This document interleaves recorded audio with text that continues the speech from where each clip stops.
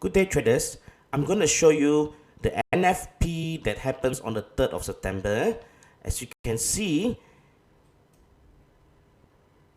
in the daily time frame, you can see that this is an upward trend. So we have the structure, high, low, higher, high, higher, low, higher, high, higher, low, and so on. Okay, so we are on the uptrend. Now, if you look at the H4, as you can see that price has broke here, the previous resistance, tested and never closed the candle below this area.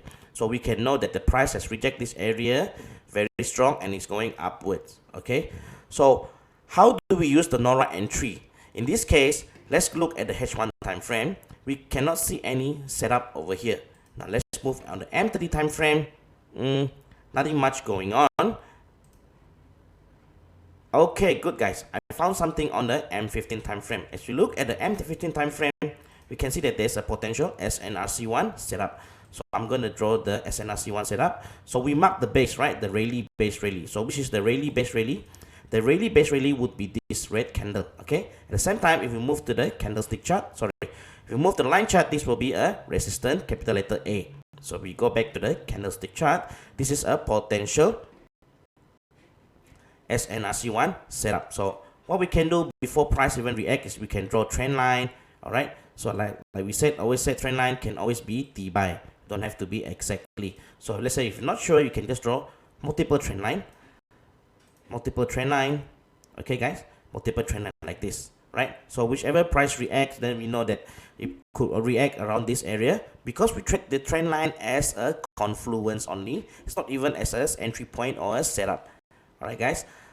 So if you look at the M5 setup, we can see that this M5 is a potential QM manipulation. We have the high, low, higher, high, lower, low price, make a base, align with the left shoulder here, which is the Rayleigh base rally, and probe the head of the QM. Okay, so we have the M5 as a QM manipulation. We have the M15 as the SNRC1 setup. If we look on the time frame of M30, okay, let's remove this. Time frame of the M30, this is a engulfing candle. Okay, engulfing candle. So the setup is in the engulfing candle. Yes, on the engulfing candle. So as long as it is in an engulfing candle, then we are considered as a low risk setup. So price will then play around. Okay, so let's have a look what happened to the M15. Price then take the order here. Okay, price then take order and continue on the uptrend. So we can see that during the NFP price, so high. So we can see that during this time, price took this order and continue on the upwards. So we can see that the price has already given us an indication, a setup indication saying that there is a potential that the price will go on the uptrend.